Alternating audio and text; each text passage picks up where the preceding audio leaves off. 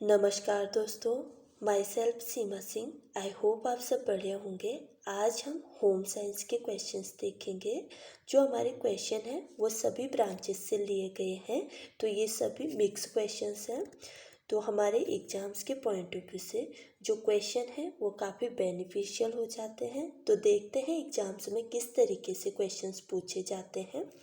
Question number first है, यह jelly का सामान्य हिस्सा नहीं है। ए ऑप्शन है पैक्टिन, बी ऑप्शन है अम्ल, सी ऑप्शन है शर्करा और डी ऑप्शन है फल का गुदा। तो जेली का सामान्य हिस्सा कौन सा नहीं है? फल का गुदा जो होता है वो जेली का हिस्सा नहीं होता है। जेली बनाने में फल का गुदा उपयोग नहीं किया जाता है। बाकी पैक्टिन, अम्ल और शर्करा का उपयोग जेली बनाने में किया जाता है। क्वेश्चन नंबर फर्स्ट का डी राइट आंसर है। क्वेश्चन नंबर सेकंड है, ब्लांचिंग फल संरक्षण की विधि है। ए ऑप्शन है खाद्य पदार्थों से सूक्ष्म जीवों को निकालना, बी ऑप्शन है खाद्य पदार्थों में उपस्थित सूक्ष्म जीवों को मारना, सी ऑप्शन है खाद्य पदार्थ के एंजाइम्स को क्रियाशील बनाना और डी ऑप्शन है रासायनिक क्रियाओं में देरी करना। तो क्वेश्चन नंबर सेकंड, ब्लांचिंग फल संरक्षण की कौन सी विधि है? क्वेश्चन नंबर सेकंड का सी राइट आंसर है। खाद्य के एंजाइम्स को क्रियाशील बनाने के लिए ब्लांचिंग विधि का प्रयोग किया जाता है। क्वेश्चन नंबर सेकंड का सी राइट आंसर है। क्वेश्चन नंबर थर्ड है, आयोडीन की कमी के कारण यह गुण नहीं होता है। ए ऑप्शन है बढ़ी हुई शिशु मृत्यु, बी ऑप्शन है गूंगा बहरापन, सी ऑप्शन है मंदबुद्धि और डी ऑप्शन है त्वचा शोथ। तो आयोडीन की कमी के कारण यह गुण नहीं देखा जाता है। कौन सा गुण? क्वेश्चन नंबर थर्ड का डी राइट आंसर है। त्वचा शोथ जो होता है ये आयोडीन की कमी के कारण नहीं होता है। बाकी बढ़ी हुई शिशु मृत्यु दर, गूंगा बहरापन और मंदबुद्धि ये आयोडीन के कमी के कारण देखने को मिलता है। तो क्वेश्चन नंबर थर्ड का डी राइट आंसर है। क्वेश्चन नंबर फोर है, अधिक प्रोटीन युक्त भोजन इस बीमारी में दिया जाता है। ए ऑप्शन है यक्ष्मा, बी ऑप्शन है मधुमेह, सी ऑप्शन है पीलिया और डी ऑप्शन है ऑस्टियोपोरोसिस। तो अधिक प्रोटीन युक्त भोजन जो होता है कौन सी बीमारी में दिया जाता है? ऑस्टियोपोरोसिस वाली बीमारी में दिया जाता है, क्योंकि ऑस्टियोपोरोसिस में क्या होता है, हमारे शरीर से कैल्शियम की कमी हो जाती है और कैल्शियम प्राप्त करने के लिए हमें प्रोटीन युक्त भोज्य पदार्थों की आवश्यकता होती है। तो क्वेश्चन नंबर फोर का डी राइट आंसर है। ठीक है। क्वेश्चन नंबर फाइव है, मांटेसरी प्रणाली में इस विधि पर जोर दिया जाता है। ए ऑप्शन है भाषा सीखना, बी ऑप्शन है सामूहिक पारस्परिक क्रिया, सी ऑप्शन है संवेगों के अनुभव और डी ऑप्शन है बौद्धिक प्रोत्साहन। तो क्वेश्चन नंबर फाइव का डी राइट आंसर है। ये सभी चारों विधियों पर मांटेसरी प्रणाली में जोर दिया जाता है। ठीक है। भाषा सीखने पर भी, सामूहिक पारस्परिक क्रिया पर भी, संवेगों के अनुभव पर भी और बौद्धिक प्रोत्साहन पर भी क्वेश्चन नंबर फाइव का डी राइट आंसर है। क्वेश्चन नंबर सिक्स है, बच्चे की आनुवांशिकता और वातावरण में यह संबंध है। ए ऑप्शन है बच्चा पूरी तरह से आनुवांशिकता से प्रभावित होता है, बी ऑप्शन है बच्चा पूरी तरह से वातावरण से प्रभावित होता है, सी ऑप्शन है बच्चा आनुवांशिकता और वातावरण से प्रभावित होता है, डी ऑप्शन है बच्चा अपनी आनुवांशिकता से वातावरण को प्रभावित करता है। तो क्वेश्चन नंबर सिक्स का सी राइट आंसर है। बच्चे की आनुवांशिकता और वातावरण में यह संबंध है। क्या संबंध है? कि बच्चा आनुवांशिकता और वातावरण से प्रभावित होता है। तो क्वेश्चन नंबर सिक्स का सी राइट आंसर है। क्वेश्चन नंबर सेवन है, माँ बाप का बच्चों के पालन करने के तरीके में अभिभावक के नियंत्रण दिखाने का तरीका है। ए ऑप्शन है सत्तावादी प्रणाली, बी ऑप्शन है प्राधिकार पूर्ण प्रणाली, सी ऑप्शन है अनुष्पाक प्रणाली और डी ऑप्शन है अपेक्षित प्रणाली। तो क्वेश्चन नंबर सेवन का ए राइट है, सत्तावादी प्रणाली। जब माँ बाप बच्चों के पालन पोषण करने के तरीके में अधिक नियंत्रण दिखाने लगते हैं तो वो प्रणाली कौन सी कहलाती है? सत्तावादी प्रणाली कहलाती है। क्वेश्चन नंबर सेवन का ए राइट आंसर है। क्वेश्चन नंबर एट है, किसने कहा है कि बच्चा एक कोरी स्लेट की तरह पैदा होता है? A option Froebel, B option Rousseau, C option Pestalozzi और डी ऑप्शन जॉन लॉक। तो जॉन लॉक ने कहा है कि जो बच्चा होता है वो कोरी स्लेट की तरह होता है, हम उसको जैसा बनाना चाहते हैं वैसा उसे बना सकते हैं। तो क्वेश्चन नंबर 8 का डी राइट आंसर है। क्वेश्चन नंबर 9 है, बच्चे खेल कूद इस क्रम से सीखते हैं। ए ऑप्शन है अकेले खेलना, सहकारी खेलना, समांतर खेलना। बी ऑप्शन है अकेले खेलना, समांतर खेलना और सहकारी खेलना। सी ऑप्शन है समांतर खेलना, अकेले खेलना, सहकारी खेलना। डी ऑप्शन है सहकारी खेलना, समांतर खेलना और अकेले खेलना। तो बच्चे खेलकूद किस क्रम से सीखते हैं? क्वेश्चन नंबर 9 का बी राइट आंसर है।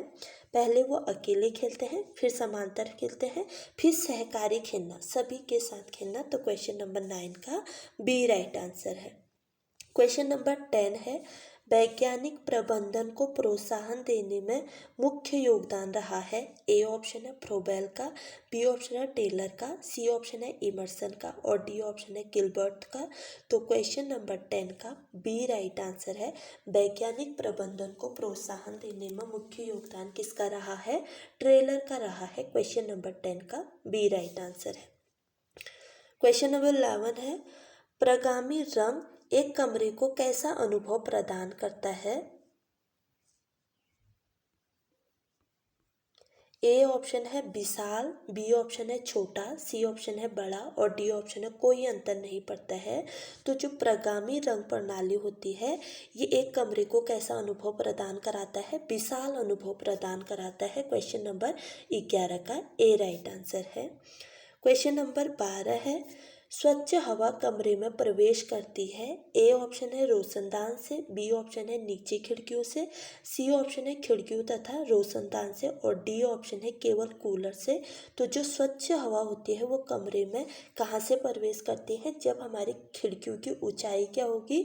नीचे होगी, ठीक है, डाउन में होगी, तब वो नीचे खिड़कियों से स्वच्छ हवा कमरे में प्रवेश करती है। क्योंकि जो ऑक्सीजन युक्त गैस होती है वो भारी गैस होती है, इसलिए वह सतह पे रहती है, ठीक है। तो क्वेश्चन नंबर 12 का बी राइट आंसर है। क्वेश्चन नंबर 13 है, कार्यकर्ता के बौद्धिक तत्वों में आता है। ए ऑप्शन है ज्ञान, बी ऑप्शन है अनुभव, सी ऑप्शन है प्रवृत्ति एवं रुचि, डी ऑप्शन है सोच और कुशलता। तो कार्यकर्ता जो कोई कार्य करने वाला है उसके बौद्धिक तत्वों में कौन कौन सा आता है? ज्ञान उसके बौद्धिक तत्वों में आएगा, सोच और कुशलता उसके सोचने और समझने की क्या क्षमता है ये भी उसके बौद्धिक तत्वों के अंतर्गत आएगा। तो क्वेश्चन नंबर 13 का सी राइट आंसर है, ए और डी राइट है, ठीक है। क्वेश्चन नंबर 14 है, बजट बनाने के लिए निम्नलिखित को क्रम से बताइए। ए ऑप्शन है आय और व्यय को बराबर लाना, बी ऑप्शन है अनुमानित आय को जानना, सी ऑप्शन है अनुमानित वस्तु का अनुमान लगाना, डी ऑप्शन है सूची बनाना। तो बजट बनाने के लिए जो निम्नलिखित क्रम है वो कौन सा है? सबसे पहले क्या किया जाएगा? एक सूची बनाएंगे, ठीक है। सबसे पहले एक सूची बनाना, सूची बनाने के बाद क्या किया जाएगा? अनुमानित वस्तुओं पर अनुमान लगाना, ठीक है। जो अनुमानित वस्तुएं हैं उनका अनुमान लगा लेंगे और अनुमानित वस्तु का अनुमान लगाने के बाद क्या किया जाएगा? अनुमानित आय को जानना, आय कितनी है, थर्ड नंबर पे आएगा अनुमानित आय को जानना, ठीक है। आय कितनी है इसको जान लेंगे और आय को जानने के बाद हम देखेंगे कि जो हमारे आय और व्यय है उसको बराबर लाना, ठीक है। फर्स्ट फिर लास्ट में आएगा आय और व्यय को बराबर लाना, यानी कि फोर्थ स्टेज होगा। तो क्वेश्चन नंबर 14 का सी राइट आंसर है, ठीक है। सबसे पहले सूची बना लेंगे, सूची बनाने के बाद अनुमानित वस्तुओं में अनुमान लगाना, फिर अनुमानित आय को जानना, फिर आय और व्यय को बराबर में लाना। ये बजट बनाने की क्रम के अंतर्गत आता है। क्वेश्चन नंबर 14 का सी राइट आंसर है। क्वेश्चन नंबर 15 है, सूची फर्स्ट को सूची सेकंड से मिलाइए। सूची फर्स्ट में दे रखा है प्रभावशाली तत्व, शारीरिक तत्व, बौद्धिक तत्व और कालगत तत्व। तो जो प्रभावशाली तत्व होते हैं वो कौन से होते हैं? प्रवृत्ति एवं रुचि होती है, ठीक है। जो किसी व्यक्ति पर प्रभाव डालते हैं उनको हम प्रभावशाली तत्व कहते हैं। वो क्या होगी, उसकी प्रवृत्ति होगी और रुचि होगी। ठीक है। फिर जो शारीरिक तत्व हैं, शारीरिक तत्व के अंदर क्या आएगा, मानव ऊर्जा आएगी। ठीक है, शरीर के माध्यम से ऊर्जा होती है, तो शारीरिक तत्व मानव ऊर्जा में आएगी। फिर उसके बाद क्या होगा, जो बौद्धिक तत्व है, बौद्धिक तत्व क्या है, सोच और ज्ञान। ठीक है, माइंड से ही हम सोचना और अपने नॉलेज को बढ़ाते हैं, तो ये बौद्धिक तत्व के अंतर्गत आएगा।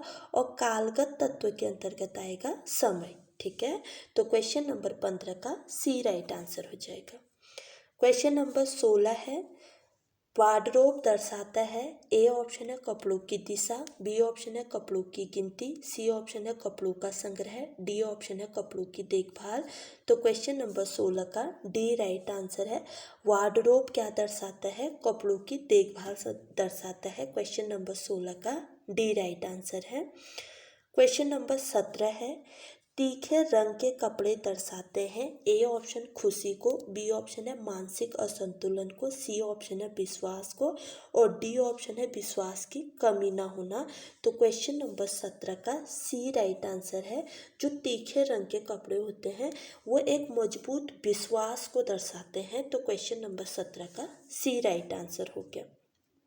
क्वेश्चन नंबर 18 है, सेरीकल्चर निम्नलिखित बनाने की विधि है, ए ऑप्शन है ऊन, बी ऑप्शन है रेशम, सी ऑप्शन है रेयॉन, और डी ऑप्शन है कपास। तो सेरीकल्चर निम्नलिखित बनाने की एक विधि है, क्या बनाने की विधि है, क्वेश्चन नंबर 18 का बी राइट आंसर है, रेशम बनाने की विधि है। क्वेश्चन नंबर 19 है, जल में पूर्णतः घुलनशील नील है, ए ऑप्शन है मैथिलीन नील, बी ऑप्शन है अल्टामरीन नील, सी ऑप्शन है इंडिगो नील, और डी ऑप्शन है सभी। तो जल में पूर्णतः घुलनशील नील जो होता है वो कौन सा होता है, मैथिलीन नील होता है। क्वेश्चन नंबर 19 का ए राइट आंसर है। क्वेश्चन नंबर 20 है, किसी भी विस्तार शिक्षा कार्यक्रम में मूल्यांकन प्रक्रिया निम्नलिखित में से किस पर केंद्रित है, ए ऑप्शन है आने वाले तत्वों व अवस्थाओं पर, बी ऑप्शन है कार्यक्रम के उत्पादन पर, सी ऑप्शन है नियोजित कार्यक्रम में प्रबंधन कुशलता, डी ऑप्शन है उपयुक्त सभी। तो क्वेश्चन नंबर 20 का डी राइट आंसर है। किसी भी विस्तार शिक्षा कार्यक्रम में मूल्यांकन प्रक्रिया निम्नलिखित में से किस पर केंद्रित है, आगे आने वाले जो भी तत्व व अवस्थाएं होंगी मूल्यांकन उसी पर आधारित होगा। कार्यक्रम के उत्पादन पर, कैसा हमारा कार्यक्रम है और कैसा उसका उत्पादन है, ये भी उन मूल्यांकन की निम्नलिखित केंद्र बिंदु होगा। और सुनियोजित कार्यक्रम में प्रबंधन की कुशलता कितनी है, ये भी मूल्यांकन प्रक्रिया के केंद्रित बिंदु में आएगा। तो क्वेश्चन नंबर 20 का डी राइट आंसर है। तो हमने होम साइंस के 20 क्वेश्चंस देख लिए हैं जो हमारे एग्जाम्स के पॉइंट ऑफ व्यू से काफ़ी इंपॉर्टेंट क्वेश्चंस हैं। तो अगर आपको मेरी वीडियो पसंद आए तो प्लीज़ लाइक, शेयर, कमेंट और सब्सक्राइब करना ना भूलें। मिलते हैं अपने अगले वीडियो में, तब तक के लिए बाय।